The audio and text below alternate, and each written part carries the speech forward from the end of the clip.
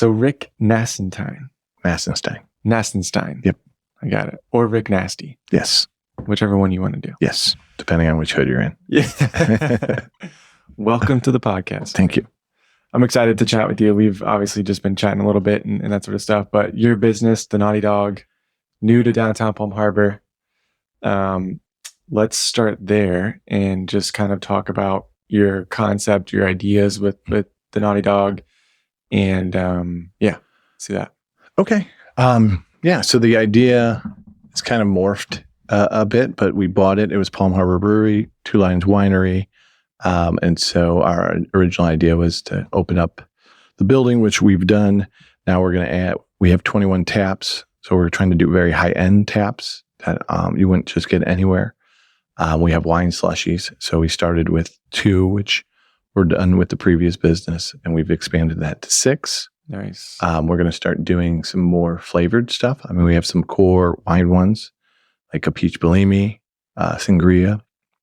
We're going to try and we have a naughty mocha on already. Okay. And we're close with a key lime pie one. So we want to do some unique flavors on that, offer that. And then the front of our space will be more of a small dessert room where we're going to have gelato, and we'll have some other items, maybe like some macaroons or some cookies, some complimentary items, just in case, somebody doesn't want ice cream, but they want something sweet. Sure.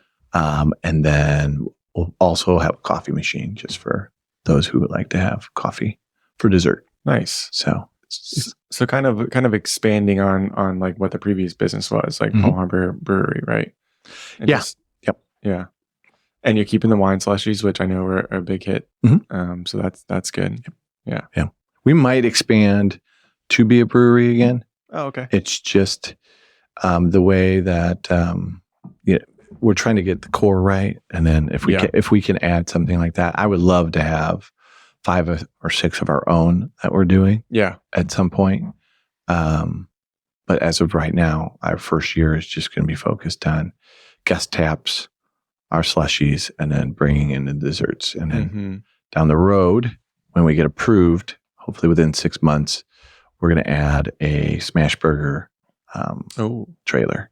Okay. So it's just a little 10-foot, so we can do some smash burgers and some hot dogs and some other kind of staples like that. Nice. And then we're going to build out a little stage area so we can just do light acoustic music, just single, nothing, no big bands. That's usually covered by the Bogota group. Yeah. They have their live bands. I think we have Black Honkies tomorrow and maybe No Filter. Oh, cool. Next day or today. Is it Friday? It is Friday. Today's Friday. Yeah. Okay. So we'll probably do some space out there that'll be shaded, and we'll complement either our live music on an acoustic basis or the bands if people want to come over and enjoy something that we have.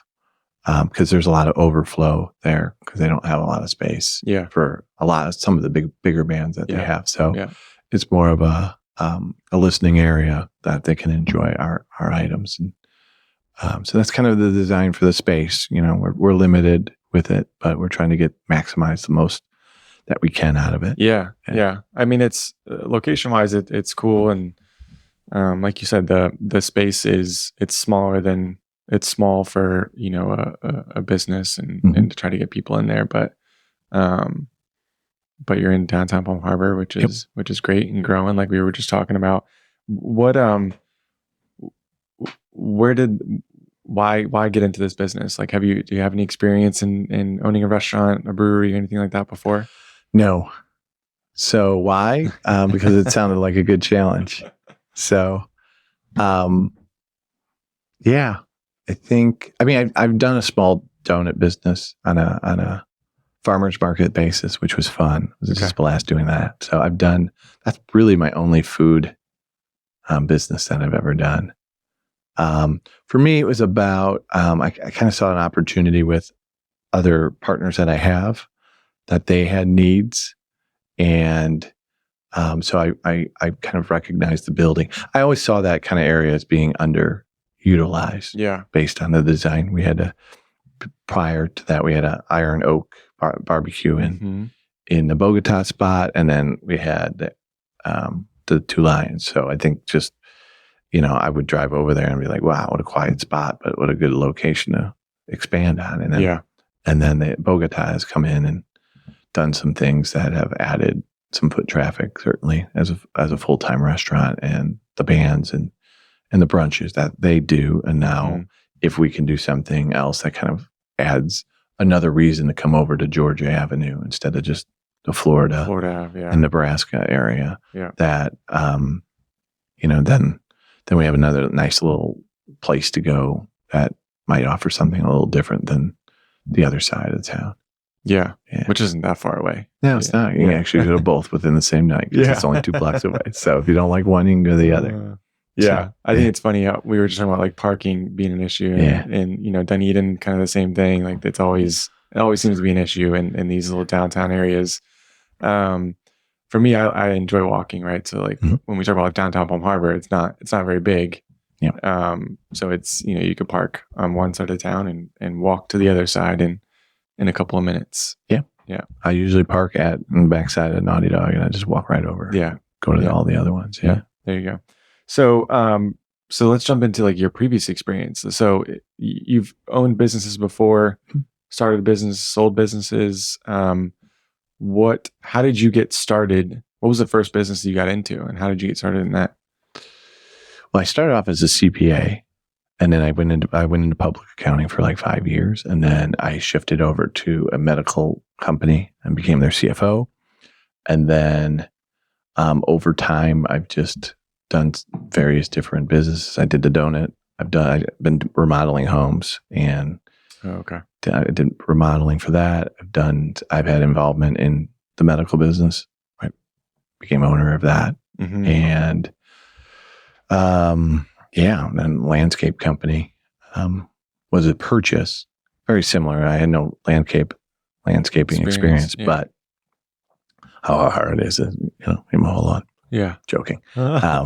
But I had a business partner that had a need, and I felt like I could assist and help grow it. And that's kind of where I feel like I'm, kind of honed in on what I'm good at, is just identifying it, partnering with the right person that wants to do the detailed work and like the day-to-day. And like, I can do more of the expansion vision stuff to where big picture. Yeah. Where I'm running the numbers, I can see kind of those things, and, it's interesting. Kind of so your background,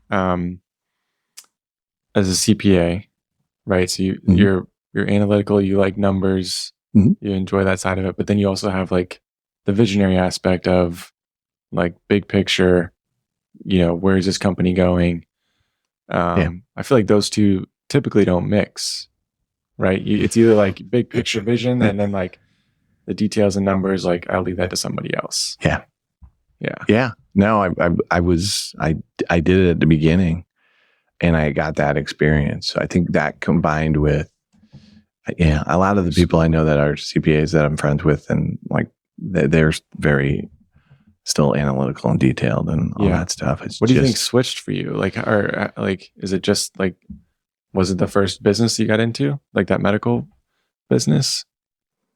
I don't know. No, I think it was more I just jumped out and did the remodeling of homes. It was one of those moments, like in 2008, where I was like, I was itching. I was like, I really want to do it. And then all of a sudden, I just did it, and I didn't have any experience doing it. I just learned it all, and then, I don't know. I always had that side of me though, because even when I walk into a new place, a home right now, I'm like, I'm looking at like what it could be. Yeah, and.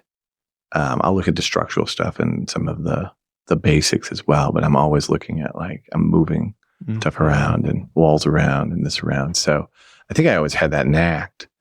So as grown up, like you felt like you had that. I wasn't creative at all though. No, I wasn't artsy. I did play the piano. Okay. But I don't know. Yeah. It's just something with business. It's, I don't know. I love it. Yeah. It's like if I told you that it's like the movie Accountant, where I'm always like, I'm looking at this stuff, I'm looking at the data, and I love data, and I'd be like, okay, but if you take that data and you make these changes, then you would increase your bottom line or profitability, whatever you're doing. Yeah. So I don't know that there was a moment, but I remember that was a big moment for me, was getting that first home. Mm-hmm. It was small. It was like 30,000, and me and my ex-father-in-law like went in on it together and just dived in, and then did that one, and then I did a bigger one after that. Then I did a bigger one after that. And I just progressed into, what I have today, which is I've done it now for 15 years, and wow, I don't know how many times I've done it, but probably 20 to 30 times. Yeah.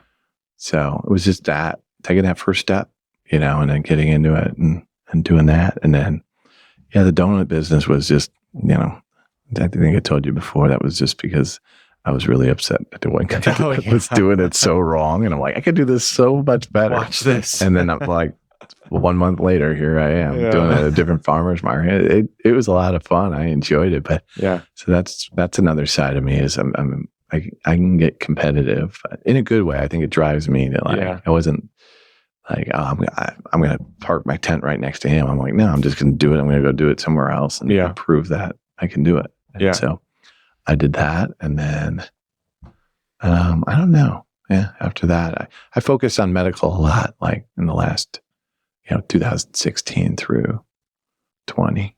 Mm-hmm. I focused a lot on that and trying to get that right. And we expanded that from what started off as like 5 people up to 150 by the time I think I left. So we're good size, located everywhere, great technology.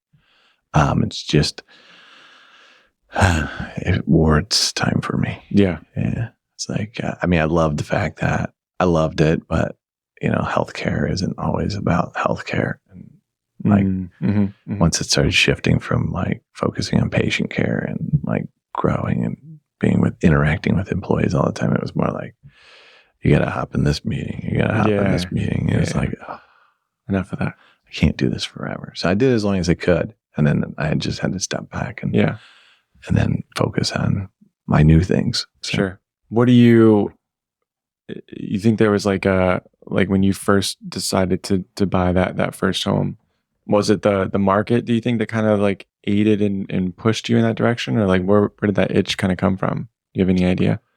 Well, my dad always worked on a rental property growing up. So I always helped him with that. So that's kind of I saw that extra income. And I'm like, that's kind of a way to build long-term value and short-term income, was to get in that. And then, I think the market did help though, because that was just after the whatever they call that. The market crash. Yeah. 2008. Yeah. So that house was, but the house was in the middle of Wisconsin, but it certainly helped and made it affordable to where I was with my savings and what I could invest at the time to be able to do it. Yeah. Yeah. But that was always it. I was trying to do that. Yeah. What do you enjoy about growing the business or growing a business, right? Because you've done that a few times. Yeah. I don't know. I mean, I enjoy just seeing it come together. I enjoy the people that come together with it. So I don't know. Yeah. The people. Yeah. It's always the people. I mean, that's what I love. That's why I do the remodeling. It's not about, I love the design part, but the people that I work with, and for them, it's very meaningful for them where they're at. And so it gives them some full-time employment and helps them provide for what they need. Mm-hmm. And I just have great relationships with all of them. Yeah. And then, on the medical side, it was always that. I love going on the road and meeting the people and the patients, and that's what I do now still. I'm about to leave on an RV trip for the summer, and I'm going to do some awesome hikes, but at lunches and other places, wherever I meet people on the top of a mountain plenty of times. And I don't know, I love meeting people and hearing their stories. I'm my passion is autobiographies, like just hearing somebody tell me their story. And if I could sit down next to somebody and say, when I forgot the line I said the other day, but like, just like, what tell me your story.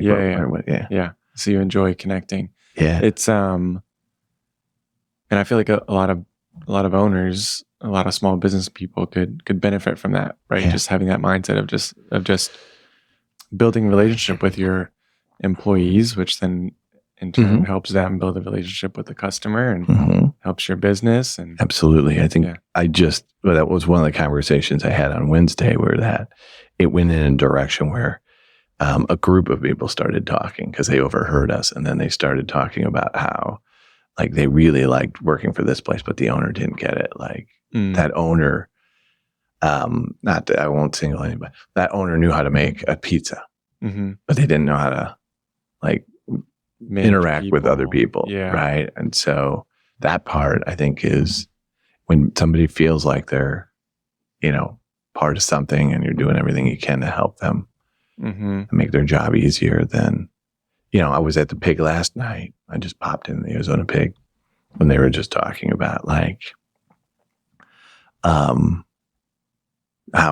all of them were working together. And then at one point it was like, we're a team. Like I help her, she helps me. That's how we get this done. Right. And it's like, but that all comes from the top, which is Miss Bobby, who lives next to me. She started it. She comes in almost every day, and she's got great people that have been there for a long time. And like, then they're bringing in the next kind of generation of people, and they all work together, all care about each other. And like, that's, if you can create a culture and an environment in that, in a business setting, in your small business, then, those people will do anything for you. Yeah. Right. Yeah. And I would do anything for them, which is right. I would say that's everybody who works for me on like the remodel, and like, they just know that I would do anything for them. And if I asked them to do anything, I know they would say yes, because that's the relationship we've created. And I think it's important to do that, because that connection and that, having that, it's like family at that point, right? You just do that. Right. And I think too, like, you seem like you're hands-on, right? Like you're in the business, like even though you may be one of the owners, but you're there day to day doing some of the same jobs they're doing too, right? So that carries a lot of weight. So I got the text last night from Nicky, who was working the bar last night. And he's like, the electric's out in front, and he's had some other problem too. Oh, he had 2 beers that he didn't know, because we usually have a change list, and for a reason, health related reason, it didn't get updated. So he's like, I don't know what to change here. So I drove up there right after it stopped raining, and I put the ladder up and I fixed all the electrical, and then I put everything on tap and we updated everything. Took like 20 minutes, but that's what I was there for. But I'll do that there. I'm ready to work shift on Saturday if that person with the health if he can't run the full time, I'll run in there and I'll work it 2 or 3, 4 hours, whatever I need to do for the business. I'll do it. And then on the remodel, I've just been demoing the ugliest, smelliest cat house I've ever been in my life. That's fun. And but it's because my main guy, he doesn't like cats, so I'm like, I'll do it. I'll take it. He does everything under the sun though, so I know if it's like that stinks, I'll be like, all right, I'll go in there. And I demoed the whole thing. It was wretched. But, got to do it. That carries a lot of weight, right? Like when you're people that you've hired, they see you putting in the work like that. They're like, man, well, I got to step my game up too. Yeah, absolutely. Yeah, but I've had that many times with people that said like that, especially I'll go in there and jump in there, do the work if I have to. Yeah. Most of them be like, no, you shouldn't be doing the work. I'm like, yeah, I'll do the work. I don't care. Yeah. Like, that doesn't bother me. I enjoy the work. It's not beneath me at all. I like to do it because it reconnects me with what the hell they're doing every day. It's hard work. Yeah. Do you think that is like that trait is like you're just kind of given that trait, or it's like a learned skill? Yeah, no, it's a learned skill. Yeah. Yeah. Because I know other people have that same, have the same kind of walk as I've had. Yeah. and they don't have that at all. Yeah. They're not willing to dive in. They'll be like, no, that's why I pay them. That kind of attitude, right? Yeah. Yeah. So I would say it's very much learned, but yeah, I'll say it's a learned behavior. Yeah. Yeah. It's like upbringing. It's a lot of different things, but you know, if you never had money, I think, you know, you can appreciate like that journey. And like, I didn't come from like a wealthy background at all. My dad worked his butt off as a mechanic for his life. And my mom was blessed enough to work once I went to high school. She took side jobs, and then I worked in high school so I could save enough money for my college, which I didn't, but I worked my entire college career. I worked. Like, I did have fun too, but I worked freshman, sophomore. Every year I worked, and some years I would work 50 hours a week and still go to school and do all that stuff. Yeah. So I just think that nothing was ever given to me, and I'm grateful for what I've been blessed with. Yeah. Is that how do you think you handle that? Like, if you have money, like raising kids? It's an interesting question. I don't know. Like, because it's like, you know, you're growing up, you have a family too. And yes. And, you know, it's like, you want to have money and these, like, the freedom to do these things so that your kids and family can, you know, live freely and do whatever it is. Right. But there's also like the flip side of that too. It's like, if you're brought up with money, like, you know, there's that difficulty in raising them to understand like the value in hard work and certain things like that are important in life. Yeah. As they become adults. I agree with you 100%. It's very difficult. Yeah. But the joy is in the effort of doing it. And like, it's sad if you got that taken away from you and just said, hey, oh, here you go. Here's a bunch of money. I look at my daughter, and, you know, I think she's of the age, she's almost 15 now. And so she's a little entitled, like, and I've tried not to do that. I've tried to always, even the other day on the way to school, I said, yeah, like in high school, you got to do everything your own, you know, you might make your own food. Like, I've tried to prep them. Like, you're not getting squat from me. They know that. Like, if something happened to me tomorrow, I'm giving it all away. Yeah. Well, we got mom still. Like, well, you might, but you're not getting it from me. So you better learn how to work. Yeah. Because and make your own. Yeah. I just think that's the, if you steal that away from somebody, like, doing the work and that achievement. And, and maybe that's it. Maybe it's like, you're focused on, it seems like you enjoy the process of building a business, right? And not the outcome of like selling the business or, you know, reaching this, you know, monetary goal. Yes, absolutely. Yeah. I mean, if I can say I see things differently. The money is never the reason for me. Even when I didn't have much money, it still wasn't even the as reason. A CPA? Yeah, it just wasn't. Like, I worked, you know, the first year to pay off all my student loans, and then my house, and then my car, right? And then I was it's where, again, I'm very strategic and planning. Like, and then, I don't know. Yeah, I view a lot of people value money, but I don't value it the same way. So does that come from, like, your parents and like watching your dad work? Like, where does that come from? I don't know. I've read a lot of books, a lot of autobiographies. I think it generally, I don't want to sound airy. I have that. To me, it's a wisdom. It's a wisdom of knowing what's of true value. Yeah. Right. And I could see so many people just chasing money and not doing what they love just because of that. Right. I've seen enough of it. So I don't know. I would say mostly, I mean, I had a good upbringing in that regard. I wasn't like, I lived up north, but we didn't have air conditioning. We didn't have like certain things that my kids are like, it's hot in here. Right. But I never had that. So part of it is coming from that for sure. And they instilled that hard work and that kind of stuff. But I just think life has thrown me a couple curveballs and made me appreciate things differently. Yeah. And I feel like I do read good books. I've met just a lot of people. I like to ask a lot, like when I'm on the road, if I can meet older people, I just love to ask them, like, what would you give sometimes young little whippersnapper like me advice on like what, on life, just what would you do differently, or what are you most happiest about? So, and I don't know.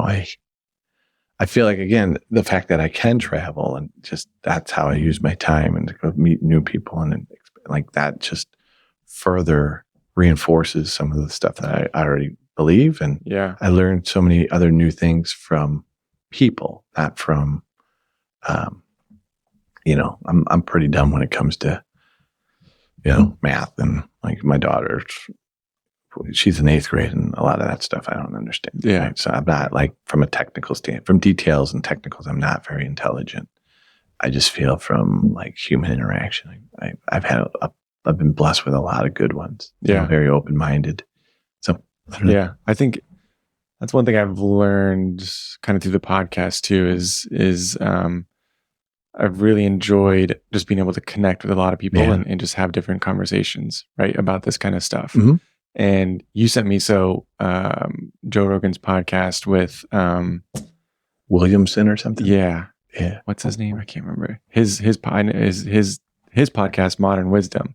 Yes. But what's his name? I think it's Brian Williamson. Is that what it is? So anyways, I listened to that podcast, and they kind of talked about that too, of just having conversations with so many different people. Chris Williamson. There you go. Yes.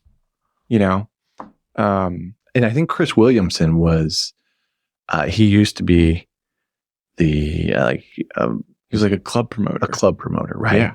And so they have this segment in there, which I think is just absolute money. It's one of my favorite things in the world, where they talk about, he's been to where all these people want to get to.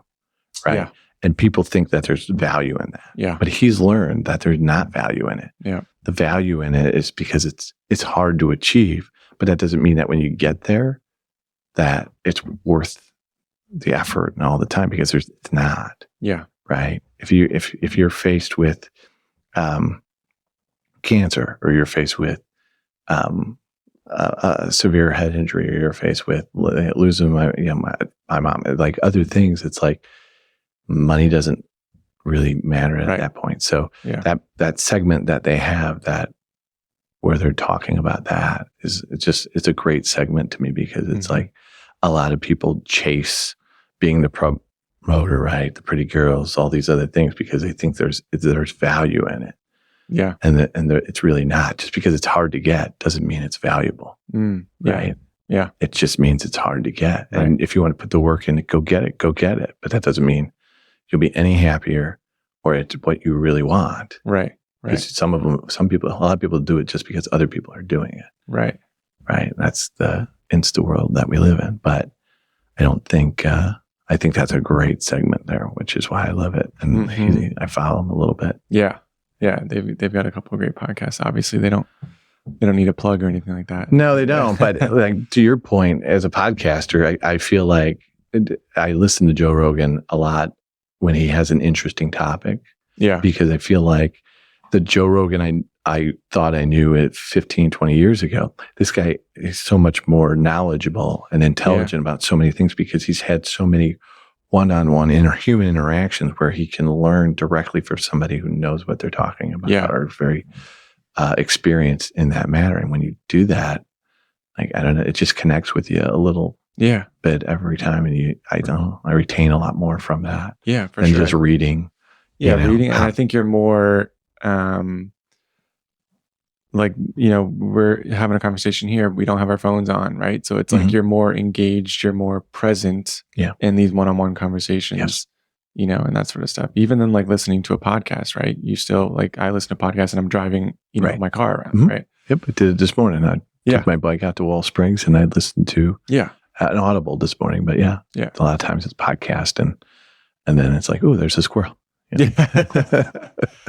Yeah. So these, there's so much value in these conversations. It's cool. Yeah. It's very cool. All right. So let's circle back to the Naughty Dog. Like, what do you see the future there? Like, what's your, big picture there. And big picture is I just want to keep it a nice, quaint little place. Yeah. I like these acoustic sounds. Like I just want like a chill environment where I'm not trying to like expand it.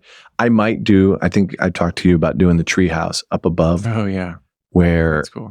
You can catch a sunset. But I really need to get everything downstairs 100%. Yeah. Eventually, if I can get county approval, I would love to do just a little tree house up above it, so that you got another little quiet place to go. Yeah. You could see the sunset, you could see the ocean from there, and enjoy whatever your guilty pleasure is, whether it's dessert or a glass of wine or wine slushy or a cold beer, and you could just go up there and have a nice little spot. So that would maybe 3 to 4 years down the road because of county restrictions. But on my main level, it's just creating a nice family friendly atmosphere where you don't have to. You could bring your kids and not worry about them running off. Certainly, I'm going to create safe space, but then just not being around. Yeah, you can enjoy some adult time while they're playing, hang out, do their own thing. Yeah, just a nice chill little vibe like that, where we hopefully have 20, 40 people on a regular basis coming in to enjoy it for a little while. Yeah, I love that. One thing I want to wrap up with is you're kind of new to the area, right? You've been here for a few years now, or August 2018. So yes, so almost 5 years. Yeah. So when you're not working, what do you like? Where do you like to go? If there's a local business that you like to go to, or a local park, beach, where are you going? You got one spot. I have one spot? Yeah.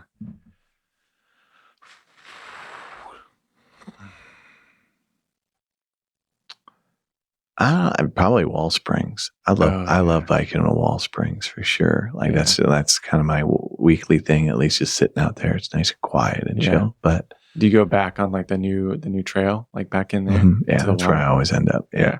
I just sit out there. Yeah. I got a recumbent bike too, so I take that and then I sit out there and just relax for a while and then head back. So if it's physical like that, like I definitely love Wall Springs. I think it's a nice quiet place where there's not a lot of traffic. Have you been to, how they have the, like the new addition, right? And then there's like the other parking lot. I think it's a new parking lot. I didn't know that there was trails back in there, like in the woods. Yeah. That's the main trail that I go on. So you can come in the main entrance. Paved trail? Yeah, there's a paved trail to the right and it goes all the way to the ocean. Yeah. Yeah. And then there's like unpaved trails like back in the woods there. Yeah. I never realized that until it was probably a couple months ago now. But never ventured on it. Yeah. I always have small, my bike on me, but short trails, but going down to the water is great. Yeah. Perfect spot. But I love the bike path. So that's where I'm at. Like Wednesday I went to Dunedin. So I usually take one day a week where I'll go either to Dunedin and I ended up at, Lucky Lobster and then I went to Caledonia and then Savinson real quick and then headed home. And that was my day off because I don't have my kids on Wednesday or Thursday. So I usually pick one of those days. And then the other day I'll go up to Tarpon, same thing, grab some good food and then go to Hours. I love Hours. Oh yeah. And then I'll just bum around there kind of. I know people everywhere because I kind of do those trips enough to where I'd see. So I love that. And then I try to get to St. Pete at least once a month, but usually turns into every other month. Yeah, I love downtown St. Pete. Yeah. That's a cool spot. It's and it's so cool that you can just hop on the trail and just cruise down. Yeah. To like Dunedin. We've done the same thing, right? Dunedin. And being in Palm Harbor, I think is perfect, right? Because you get the best of all three of those. Dunedin's not far, Tarpon's not far. Yeah. I think the one thing that I've never been on a Jolly Trolley. Oh. And my niece did it. Like some of my nieces come up and she did it and she's like, "Oh, super cool." The Palm Harbor Chamber just did like the pub crawl. Is it tonight or that might have been yesterday? Oh, might be. But I was like, I should be going hopping on that and just go. She just went to Clearwater Beach and she's like, I'll just hop back. It took 20 minutes. Yeah. I'm like, I could just go down there, grab some dinner and hang out for a little while and just take it right back. I think it's $2. Yeah. Never done it. It's something that I got to do. But they do have a Jolly Trolley brewery one now. They have like 3 of them that they decked out and put new wrappings on that just go to like 20 different breweries. Okay. Not that I need that more, but I've heard that. But that's one thing that I would definitely want to try that I've never done since I've been down here. Just the Jolly hop Trolley. on the Jolly Trolley and head in one of the directions. Yeah. That's cool. Super cool. So, well, awesome. Rick, thank you for being here. Thanks for having me.